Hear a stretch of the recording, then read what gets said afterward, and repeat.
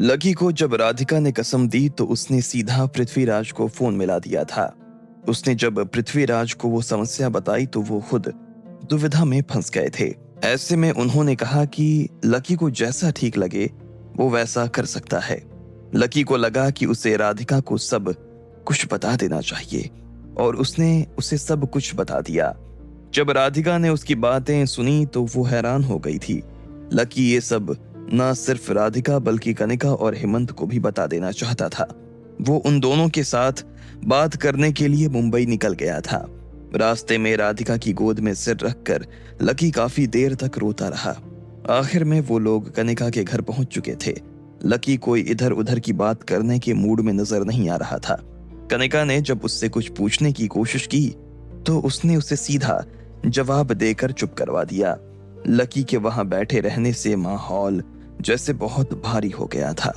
राधिका को तो समझ में आ रहा था कि लकी के साथ क्या हो रहा था, लेकिन कनिका को अंदाजा नहीं था कि लकी क्या बात करने वाला था। वो डर के मारे राधिका से भी बात नहीं कर पा रही थी। कुछ देर के बाद जब दरवाजे की घंटी बजी तो कनिका की जान में जान आ गई। उसे ऐसा लग रहा था कि उसके गले का फंदा खुल गया था। उसने मेड के दरवाजा खोलने का भी इंतजार नहीं किया। वो खुद सीधा दरवाजे के पास गई और उसने पिपिंग होल से देखा कि हेमंत वापस आ गया है। जैसे ही कनिका ने दरवाजा खोला तो हेमंत अंदर आ गया था।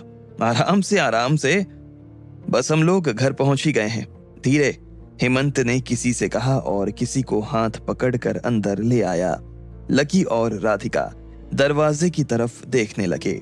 जैसे ही हेमंत अंदर आया तो लकी ने देखा कि एक बूढ़ी सी महिला उसके साथ अंदर चली आ रही थी। उनके हाथ में उनका वॉकर था और हेमंत धीरे धीरे उन्हें वॉकर उठवाने में मदद कर रहा था। जैसे ही वो अंदर आया तो उसने उस बूढ़ी औरत को मेड के हवाले किया। कनिका भागकर कमरे का दरवाजा खोलने के लिए गई और हेमंत अपने हाथ में दवाई की एक थैली लेकर अंदर की तरफ जाने लगा। जाने से पहले ही उसकी नजर लकी से मिल चुकी थी। हेलो, मुझे बस 1 मिनट दीजिए, हेमंत ने कहा और फिर उस बूढ़ी औरत और कनिका के साथ अंदर जाने लगा। जाते हुए उस बूढ़ी औरत की नजर लकी और राधिका से मिली। दोनों ने उन्हें नमस्ते कर लिया। उस बूढ़ी औरत ने धीरे से अपना सिर हिलाया और फिर कमरे की तरफ जाने लगी। कुछ देर के बाद हेमंत और कनिका उसे अंदर छोड़कर बाहर चले आए थे। हेमंत ने लकी और राधिका से हाथ मिलाया और फिर सोफा पर आकर बैठ गया। आप तो यूरोप थे ना? नहीं, मैंने आपसे झूठ बोला था, लकी ने सपाट कहा। यह सुनते ही हेमंत के भी कान खड़े हो गए और वो कनिका की तरफ देखने लगा। इतने में लकी ने कनिका को देखा और बोला, तुम भी प्लीज बैठ जाओ, मैं तुम लोगों का ज्यादा टाइम नहीं लेने वाला हूं। कनिका लकी के सामने आकर बैठ गई। लकी ने राधिका को देखा और फिर हेमंत की तरफ देखते हुए बोला, देखो दोस्त, तुम लोग मेरे ऊपर फिल्म बनाना चाहते हो, ये सुनकर मुझे बहुत अच्छा लगा, लेकिन माफ करना, मैं इस फिल्म में शामिल नहीं हो सकता हूँ। उस दिन तो मैं होटल से उठकर निकल आया क्योंकि उस दिन मैं तुम्हें कारण नहीं बता सकता था। पूरा कारण आज भी नहीं बता पाऊंगा, लेकिन सिर्फ इतना कहूंगा कि मेरे कुछ पारिवारिक मसलों की वजह से मैं तुम लोगों के साथ फिल्म नहीं कर पाऊंगा। लकी की बात सुनते ही हेमंत और कनिका एक दूसरे को देखने लगे। उन्हें समझ नहीं आ रहा था कि अब उन्हें क्या करना चाहिए था। उन्होंने राधिका को देखा, लेकिन राधिका की आंखों में भी देखकर उन्हें यह अच्छी तरह से समझ में आ गया था कि अब उसके हाथ में कुछ नहीं था। इससे पहले कि वो अपनी तरफ से कुछ कह पाती, लकी ने उसकी तरफ से कहा, मैं एक चीज और बता देता हूँ, ये और मैं गर्लफ्रेंड बॉयफ्रेंड नहीं है, हम सिर्फ अच्छे दोस्त हैं। इसने आपको जो भी कहकर मुझसे मिलवाया, उसके पीछे की वजह यही थी कि इसे फिल्म सिटी के फर्नीचर का टेंडर मिल जाए, पर आई होप अब इससे उसकी भी जरूरत नहीं होगी, लकी ने कहा और राधिका की तरफ देखने लगा।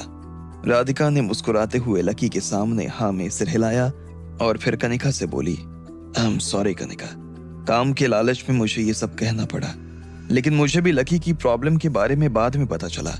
अगर मुझे पहले मालूम होता तो शायद मैं कभी तुमसे ये झूठ ही नहीं बोलती। सॉरी। हाँ, हेमंत और कनिका दोनों की बातें सुनकर बिल्कुल चुप हो गए थे। उन्हें सच में समझ नहीं आ रहा था कि अब उन्हें क्या कहना चाहिए था। आखिर में हेमंत ने थोड़ी हिम्मत की और बोला, आपको मेरे कैलिबर पर कोई शक नहीं है ना? जी नहीं, बिल्कुल भी नहीं। आप दोनों की काबिलियत पर मुझे कोई शक नहीं है। बल्कि अगर मेरी मजबूरी नहीं होती तो मैं खुशी-खुशी आप दोनों के साथ काम करना पसंद करता। लेकिन मैं किसी ऐसी जगह उलझा हुआ हूँ जहाँ से निकल पाना नामुमकिन है। क्या मैं जान सकता हूँ कि आपकी वो मजबूरी क्या है? हेमंत ने बात को एक कदम आगे बढ़ाते हुए कहा। सॉरी, मैं आपको उसके बारे में कुछ नहीं बता सकता हूँ।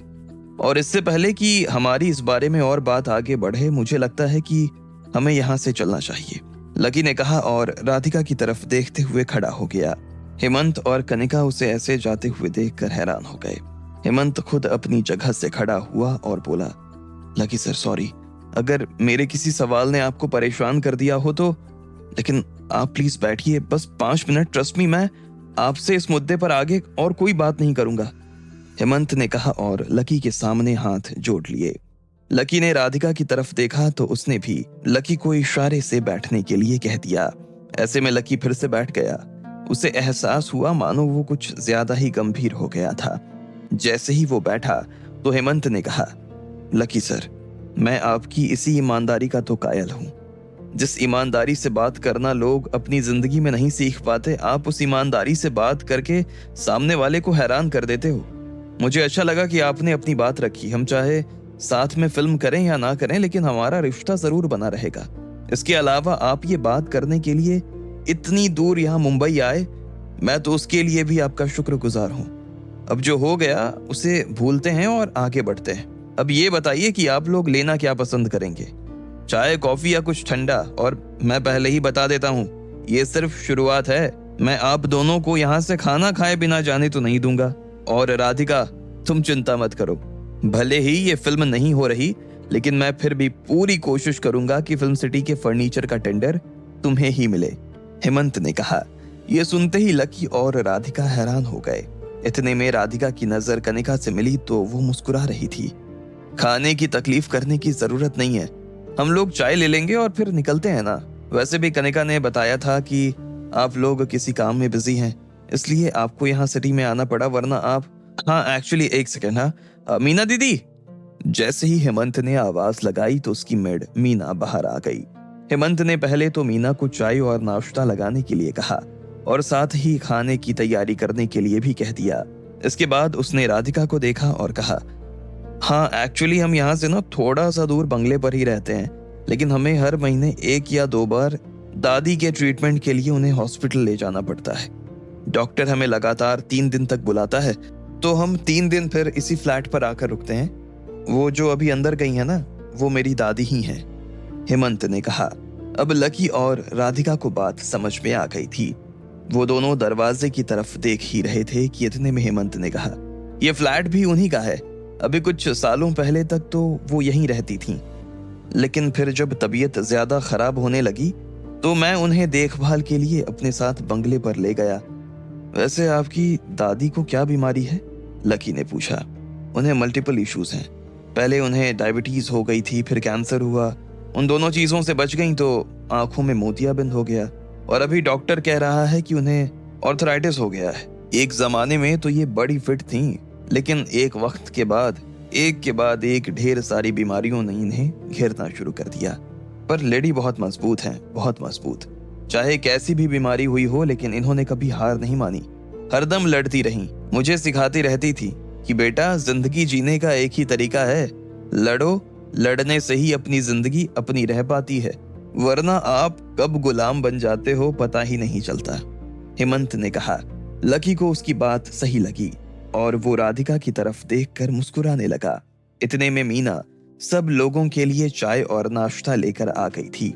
हेमंत ने मीना से कहा, मीना एक काम करो ना, दादी को भी यहीं बुला लो, सबके साथ बैठकर नाश्ता हो जाएगा तो उन्हें अच्छा लगेगा, हेमंत ने कहा। मीना ने हाँ में सिर हिलाया और सीधा दादी को लेने चली गई। कुछ देर के बाद उनके कमरे का दरवाजा खुला और मीना उस बूढ़ी सी औरत को लेकर बाहर आ गई। जैसे ही वो बाहर आई तो हेमंत अपनी जगह से खड़ा हुआ और उसने उनके लिए एक कुर्सी खींच ली। लकी और राधिका भी अपनी जगह से खड़े हुए और उन्होंने दादी के पैर छुए। जीते रहो, खूब खुश रहो, दादी ने उन्हें आशीर्वाद दिया और फिर अपनी कुर्सी पर बैठ गई। फिर वो जिस तरह से लकी और राधिका को देख रही थी। उसे देखकर समझ में आ रहा था कि उनकी आंखों में सवालिया निशान थे। उन्होंने लकी और राधिका को देखने के बाद हेमंत की तरफ देखा तो हेमंत ने मुस्कुराते हुए कहा, दादी, मैं आपका इंट्रो करवाता हूँ। ये राधिका है, कनिका की बचपन की फ्रेंड। इसका बहुत अच्छा फर्नीचर का काम है। और ये लकी है, अग्रवाल ग्रुप ऑफ कंपनीज के मालिक। हेमंत ने जैसे ही ये कहा तो इतने में दादी ने लकी को पैनी नजरों से देखा। लकी ने फिर से मुस्कुराते हुए उनके सामने हाथ जोड़ लिए, लेकिन बदले में दादी ने कोई जवाब नहीं दिया। वो अभी भी लकी को उसी नजर से देख रही थी। पहले तो लकी को लगा कि शायद वो सभी को ऐसे ही देखती थी, लेकिन बाद में उसे थोड़ा अजीब लगने लगा। इतने में हेमंत ने उसके सामने एक प्लेट की और बोला, लो, आपने सुबह से कुछ खाया नहीं है ना, तो मैंने सोचा कि आपको बाहर ही बुला लूं। दादी को ना सब लोगों के साथ खाना खाने में बड़ा मजा आता है। हम तीनों जब भी घर पर होते हैं तो साथ में ही खाना खाते हैं, और अगर किसी दिन हम घर पर नहीं हैं तो हमारे पड़ोसी दादी को कंपनी देने आ जाते हैं। लकी और राधिका ये सुनकर मुस्कुरा दिए, लेकिन दादी के चेहरे पर कोई मुस्कान नहीं थी। वो लकी को अभी भी उसी तरह से देख रही थी जिस तरह से पहले देख रही थी। इतने में कनिका ने कहा, दादी, नाश्ता ठंडा हो रहा है। तब जाकर दादी को होश आया और उन्होंने नाश्ता करना शुरू कर दिया। बाकी सभी लोगों ने भी खाना पीना शुरू कर दिया था, लेकिन अभी भी बीच बीच में दादी की नजर लकी से टकरा रही थी। इधर हेमंत ने दादी को बातचीत में इन्वॉल्व करने के लिए कहा, दादी, मैं आपको बता रहा था ना कि मैं एक आदमी पर फिल्म बनाना चाहता हूँ जो बहुत अमीर है, लेकिन जिसने प्यार के लिए अपना घर छोड़ दिया, वो यही है। आज ये दोनों यहाँ उसी फिल्म के लिए बात करने आए थे। हमारी तो दिली तमन्ना थी कि ये हमारी फिल्म के हीरो बने, लेकिन किसी कारणवश ये फिल्म नहीं कर पा रहे हैं। क्यों नहीं कर पा रहे हो बेटा? कुछ पारिवारिक कारण है दादी, वरना मुझे हेमंत के साथ काम करने में बड़ा मजा आता। मैं एक्टर तो नहीं हूं, लेकिन मुझे पता है कि हेमंत मुझसे काम करवा ही लेता, लकी ने कहा। दादी अभी भी लकी को वैसे ही देख रही थी। लकी को ऐसा लग रहा था जैसे वो उसके अंदर झांकने की कोशिश कर रही थी।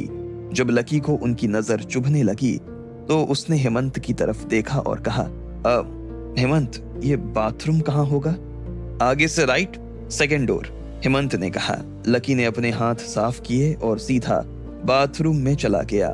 बाथरूम में भी उसके कानों में बाहर की आवाजें सुनाई दे रही थी। अचानक से उसके कानों ने सुना, राधिका, दादी भी अपने जमाने में बहुत बड़ी एक्ट्रेस रह चुकी हैं। तब इंडस्ट्री में किसी भी हीरो से बड़ा नाम सीमा का होता था। मैं आज भी अगर कहीं किसी सीन में फंस जाती हूँ तो सीधा दादी के पास आती हूँ। जैसे ही लकी के कान में कनिका के ये शब्द पड़े तो वो सन्न रह गया। अब आगे क्या होने वाला था? क्या करने वाला था अब लकी? और क्या करने वाली थी सीमा यानी दादी लकी के साथ? आपको क्या लगता है, क्या होंगे इन सभी सवालों के जवाब? कमेंट बॉक्स में कमेंट करके हमें जरूर बताएं। और सभी सवालों के जवाब को जानने के लिए सुनते रहिए इंस्टा मिलीनियर सिर्फ पॉकेट एफएम पर।